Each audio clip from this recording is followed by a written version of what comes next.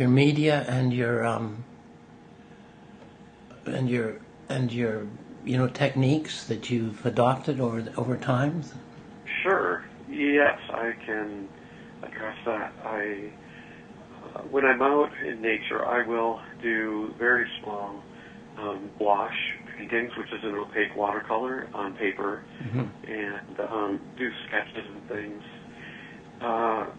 And they actually wind up coming back to the studio, and I look at them, and it doesn't send me right back to that place, and it evoke the same, whatever it was I was gleaning from actually being there.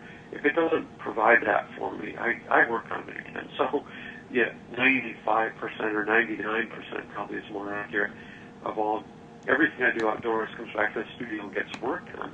But the oil paintings are definitely studio creations, and they take sometimes, I don't even want to go into it. I mean, sometimes I actually just worked on a 20-year-old painting yesterday that I never was quite felt it was done. So sure. They can go on and on and on. Yes. But, and sometimes they're a lot, I'm lucky and happy when they're a lot faster than that, believe me. But they take their own time, and the paint does pile up in ways, and other times I have to scrape it down. But I do start out with usually really bright underpainting, just to kind of give it that exuberance that I look for in my own work. But I temper that with further colors that are more muted and grayed out, and I like that delicate balance of not knowing when I look at it, whether it's bright or whether it's more subdued. I like walking that fine line. Oh, you do it well. That says exactly a lot of what I get looking at your paintings online anyway, that there is a kind of tension there between sort of enthusiasm, but not letting it become too exuberant, too over the top. Yeah. Well, too exuberant is exactly what I do try to avoid too. Yeah. There's something, yes, I agree. That's great. Do you what was I going to ask you?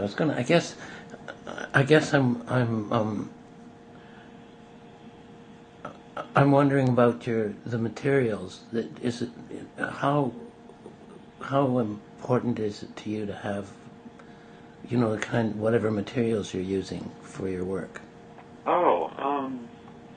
I find I pick and choose. I mean, it's obviously they say you can. Well, how do I address it? I am a stickler for getting the right effects from color that I can depend on. And if colors aren't dependable, that's the basis, I guess. Yeah. I need to do that. But then, I do want to say something about Paquette stretchers too, because I found that the larger you work, the more critical it is to be able to. I find that there's such a great balance in those stretcher bars, literally, I guess, but in the sense that they're lightweight and they provide a certain strength and a true squareness that I don't find in.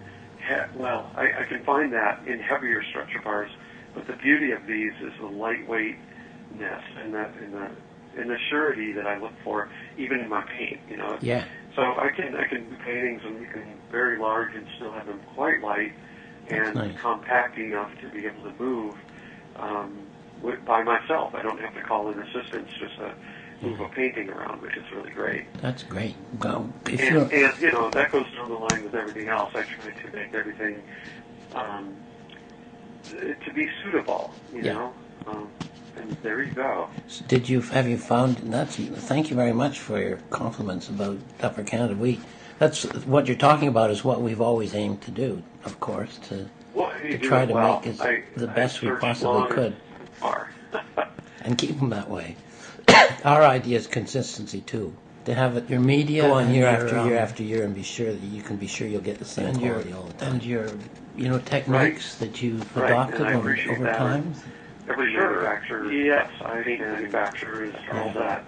Now, that's an interesting. When I'm out in nature, I will do. It's almost. It's very different, I think, from the way I actually approach my own art. It isn't a quality issue. I mean, I look for. I don't know the quality has to be there in the end.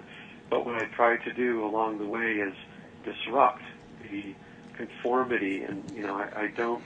You asked about my technique, and I almost have always brought to the canvas a kind of not an anti-technique, but a kind of a dismissal of rote ways of doing things. I always look for a new approach, and it isn't techniques and tricks and all that so much as it is what feels genuine and honest. It's almost like trying to write with your left hand or the hand you don't normally use. Wow.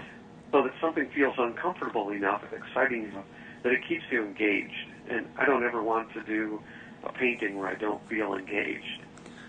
Well, that's just great.